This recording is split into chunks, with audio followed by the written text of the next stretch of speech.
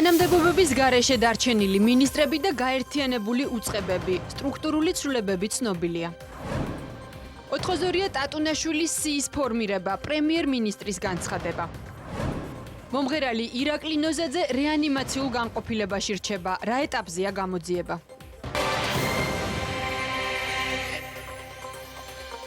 კიდევ ერთხელ მოგესალმებით, თქვენ უყურებთ მოამბეს 3 საათზე. ახალ ამბებს მე ლიზა ციკლაური გაგაცნობთ.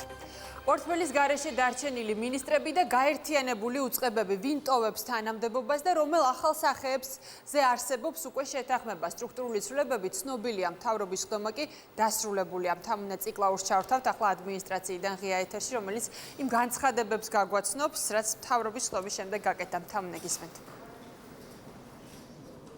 მას შემდეგ, რაც პრემიერ-მინისტრმა ისაუბრა იმ სტრუქტურულ ცვლილებებთან დაკავშირებით, რომელიც იგეგმება აღმასრულებელ ხელისუფლებაში, მთავრობის ხდომაზე დღეს იმსჯელეს და დაამტკიცეს ის საკანონმდებლო პაკეტებიც, რომელიც გულისხმობს სწორედ ამ სტრუქტურულ ცვლილებებს. ახლა ეს საკანონმდებლო პაკეტი გადაეგზავნება უკვე საკანონმდებლო ორგანოს, ვინაიდან პროცესები გადაინაცვლებს სწორედ პარლამენტში.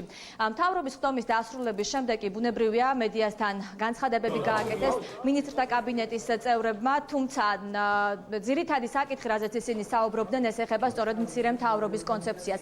რაც შეეხება მთავარ კითხვებს ახალ მინისტრთა კაბინეტში, მათ ყოფნასთან ან არ ყოფნასთან დაკავშირებით, მინისტრთა კაბინეტის წევრები თითქმის ერთ და იგივე პასუხებს გვცემდნენ და ამბობდნენ, რომ ეს არის თავად პრემიერ-მინისტრის პრეროგატივა, სწორედ მამუკა ბახტაძე დაასახელებს, როგორი იქნება ახალი მინისტრთა კაბინეტის შემადგენლობა. ერთადერთი კონკრეტული პასუხი, რომელიც დღეს ჩვენ მოვისმინეთ, ეკუთვნოდა სოზარ სუბარს. სოზარ სუბარის უწყება, რომელსაც ის ხელმძღვანელობდა, სტრუქტურული ცვლილებების შედეგად სამ სხვადასხვა უწყებას უერთდება და ვინაიდან უქმდება ეს უწყება, დღეს სოზარ სუბარმა თქვა, რომ ის აღარ იქნება ახალ მინისტრთა კაბინეტში, რაც შეეხება მის სამომავლო გეგმებს, სამ გეგმებთან დაკავშირებით, მისი თქმით, საზოგადოება უახლოეს მომავალში გავიგებთ.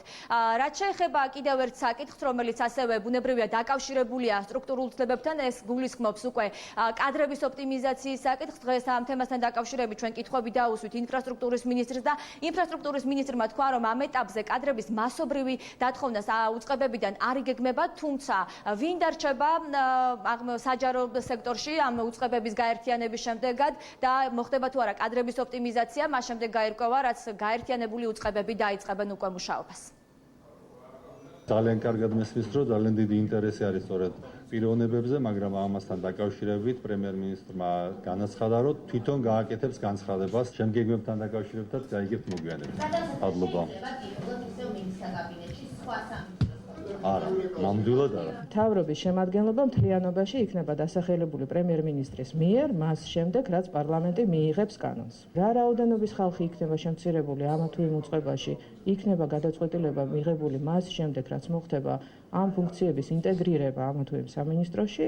თქვენ როგორც ნახეთ, ეს პროცესი უკვე განვითარდა წინასრულებების ფონზე გარემოს დაცვის და სოფლის მეურნეობის სამინისტროში, ეკონომიკისა და ბუნებრივი რესურსების სამინისტროში, როდესაც მოხდა მათი სტრუქტურული რეორგანიზაცია და გარკვეული ცვლილებები მოხდა იქ. ბუნებრივია ხალხი იყოს რაღაც რაოდენობის ადამიანების შემცირება განხორციელდა, უბრალოდ ისევ და ისევ მაშინაც და დღესაც ეს პროცესი ემსახურება უკეთეს მმართველობას. მოგეხსენებათ, რომ პრემიერ-მინისტრს აქვს თავისი ხედვა, ბუნებრივია ყველა ძირითად პოზიციებთან დაკავშირებით და მას შემდეგ, რაც წარმოდგენილი იქნება კანდიდატები, ის გახდება ცნობილი საზოგადოებისთვის. რელიგიებისა და სამოქალაქო თანასწორობის საკითხებში სახელმწიფო მინისტრის აპარატს უერთდება რელიგიის საქმეთა სააგენტო. საკითხები, რომელსაც დაკავებული გახლავთ რელიგიის სააგენტო, ძალიან მჭიდროდ არის დაკავშირებული ზოგადად სამოქალაქო თანასწორობის და ინტეგრაციის პრინციპთან და ზოგადად სამოქალაქო თანასწორობისა და ინტეგრაციის პრინციპი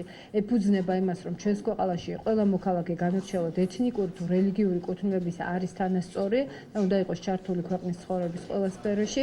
ცხადია, რომ ეს გახლავთ საკითხი, რომელიც აქტუალურია, მნიშვნელოვანია და გახდება ერთ-ერთი ძირითადი მიმართულება სახელმწიფო მინისტრის აპარატის საქმიანობისა.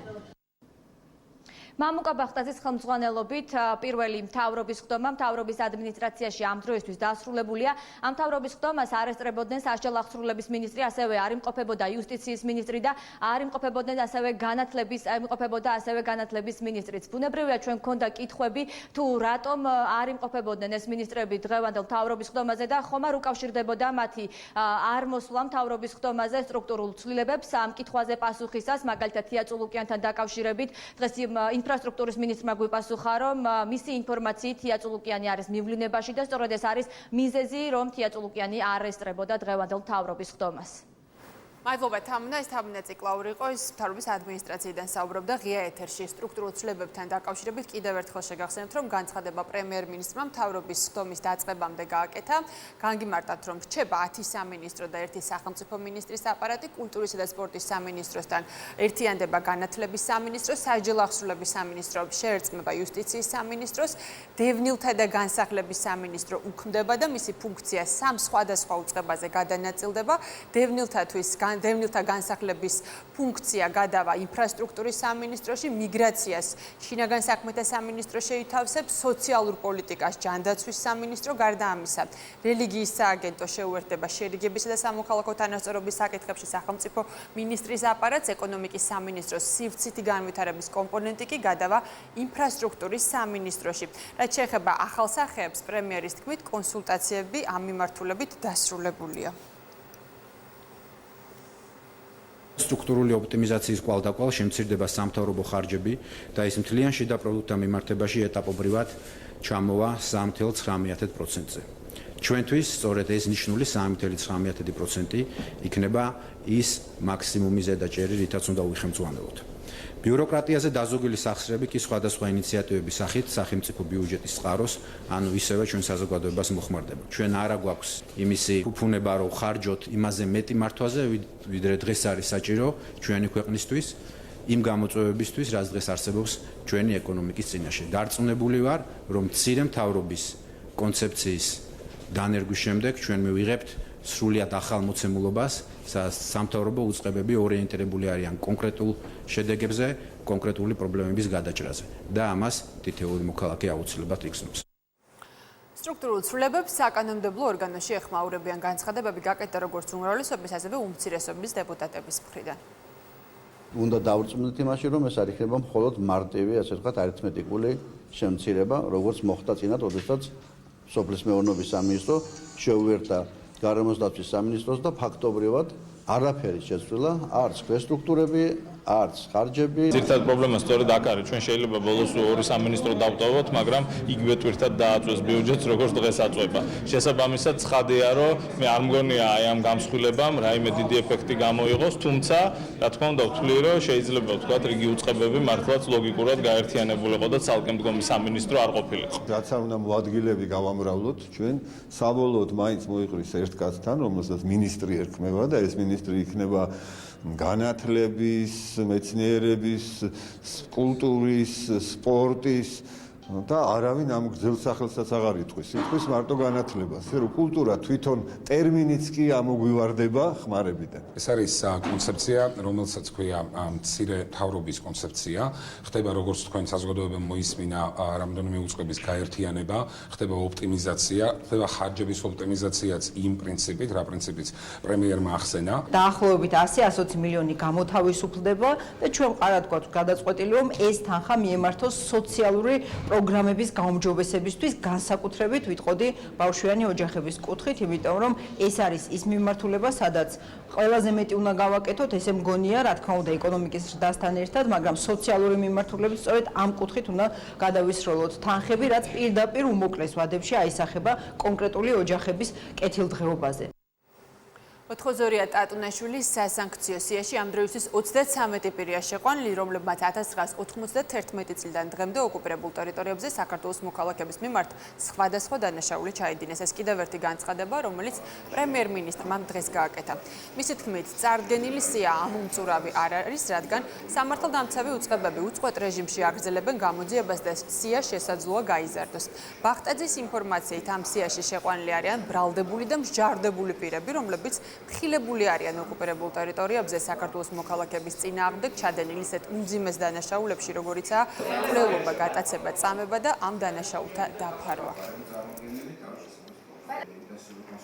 ამ სიაში შეყვანილი არიან ბრალდებული და მსჯავრდებული პირები, რომლებიც ხილებული არიან ოკუპირებულ ტერიტორიებზე საქართველოს მოქალაქეების წინააღმდეგ ჩადენილ ისეთ უმძიმეს დანაშაულებებში, როგორიც არის მკვლელობა, გატაცება, წამება და ამ დანაშაულთა დაფარვა. სიაში ჯერჯერობით შეყვანილია 33 კაცი, რომელიც 1991 წლიდან დღემდე ოკუპირებულ ტერიტორიებზე საქართველოს მოქალაქეების მიმართ სხვადასხვა დანაშაული ჩაიდინეს.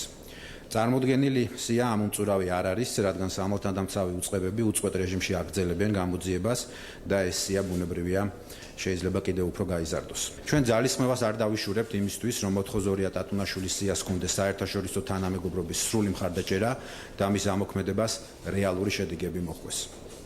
საერთაშორისო პარტნიორების ჩართულობით ყველაფერს გავაკეთებთ, რომ ტატუნაშვილის საქმის საფუძვლიანი გამოძიების შესაძლებლობა გქონდეს და უზრუნველყოფილი იქნას დამნაშავეთა მიმართ სამართლის აღსრულება, როგორც ტატუნაშვილის, ისე 82-ას მკვლელების და იმ პირების მიმართ, ვინც ეს დანაშაული დაფარეს.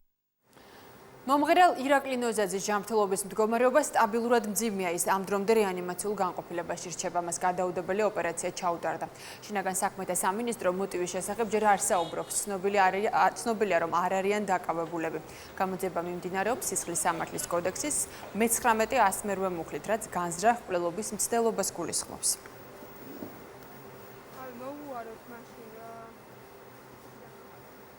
შინაგან საქმეთა სამინისტროს მიერ დაკავებული ინტერპოლის ძებნილი პირის ექსტრადიცია თბილისის აეროპორტიდან განხორციელდა. მას ბრალად ედება ყაზახეთის რესპუბლიკის სისხლის სამართლის კოდექსის 179 და 96 მუხლებით გათვალისწინებული დანაშაულის ჩადენა, რაც ყაჩაღობას და მკვლელობას გულისხმობს. 1982 წელს დაბადებული მამაკაცი ქალაქ ასტანის ინტერპოლის მიერ წითელი ცირკულარით 2014 წლის 8 სექტემბრიდან იძებნებოდა.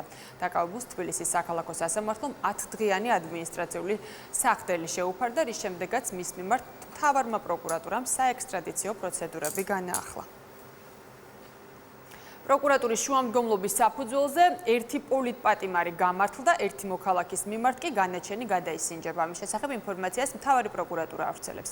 ჩატარდა ხელახალი გამოძიება, დაიკითხნენ მოწმეები. მთავარი საგამოძიებო უწყების ინფორმაციით, გიორგი ზავრაშვილი 2007 წელს იყო ოპოზიციური პოლიტიკური მოძრაობის აქტიური წევრი და მონაწილეობას იღებდა ხელისუფლების წინააღმდეგ მიმართულ აქციებში. ამ მიზნით კი მის მიმართ ყალბი დაკავების ოქმი შეადგინეს და ხულიგნობის მუხლით მას 8 წლით თავისუფლება აღეკვეთა. თავისუფლების აღკვეთა მიესაჯა. ასევე განჩინების გადასინჯვის მოთხოვნით პროკურატურა ნოდარ კაკაბაძის საქმეზე ქუთაისის სააპელაციო სასამართლოს მიმართავს. გამოძიების ინფორმაციით ნოდარ კაკაბაძე 2011-2012 წლებში ქონების იძულების დათმობის მიზნით უკანონოდ გაასამართლეს. ამ დროისთვის მას მისი კომპანიის კუთვნილებაში არსებული საფრენი აპარატები დაუბრუნდა. საქართველოს ფინანსთა სამინისტროს საგამოძიებო სამსახურში სამშენებლო კომპანია სვეტის მიერ დაზარალებულები იკითხებიან. გამომძიებლების შეკითხვები ძირითადად ფინანსურ დარღვევებს უკავშირდება. საგამოძიებო უწყებაში ასევე სამშენებლო კომპანია სვეტის დირექტორიც მივიდა. უწყებაში შესვლამდე მან ჟურნალისტებთან განაცხადა, რომ მშენებლობის განახლებისთვის 72 საათია საჭირო. გამოძიება ბინების შესაძენად მოქალაქეთა მიერ გადახდილი თანხების სავარაუდოდ მითვისების ფაქტზე მიმდინარეობს. ბინა უნდა ჩაებარებიათ ოქტომბერში, უკვე უნდა შესულიყავი მესაცრულებლად, იმიტომ რომ ჩემ შემთხვევაში ეს კორპუსი ითვლებოდა დამთავრებულად. რეალურად კორპუსი არ არის დამთავრებული, თითქმის 80% აქვს სამუშაოების შესრულებული, 20% არ აქვს გაკეთებული. ანუ ფიზიკურად შეუძლებელია იქ ადამიანი შევიდეს. მაქვს ჰაერში საჯარო რეესტში გაფორმებული ბინა, დაკანონებული, თავისი ყველაფრით სახელით გვარით, ყველაფრით, მაგრამ რა, ფებრუარის თვეში ალდაგი გავიდა საქმიდან და ვრჩით ჰაერში. არ ვიცი, ვის უნდა მიმართოს. ყველანაირი რესურსი გვაქვს იმისთვის და ერთ კვირაშივე აღვადგენთ მშენებლობებს, როგორც კი მშენებართვები გვექნება. ერთ კვირაშივე აბსოლუტელი ტემპით აღვადგენთ მუშაობას. ერთი წამითაც არ შეგვიწყვეტია იმ მიმართულებით სიარული, რაც არის, ასე ვთქვათ, მშენებლობის ნებართვის მოპოვება და მშენებლობის გაგრძელება. სოფელ დუისში სამომავლო მოქმედების სტრატეგიის შემუშავების მიზნით ხორავას ქუჩაზე მოკლული დავით სარალიძის მამა ზაზა სარალიძე და ზვიად კუპრავა იმყოფებიან. მალხაზ მაჩალიკაშვილმა სარალიძეს და კუპრავას ის ოთახი დაათვალიერებინა, სადაც სპეცოპერაციის დროს თემირელ მაჩალიკაშვილი დაიჭრა.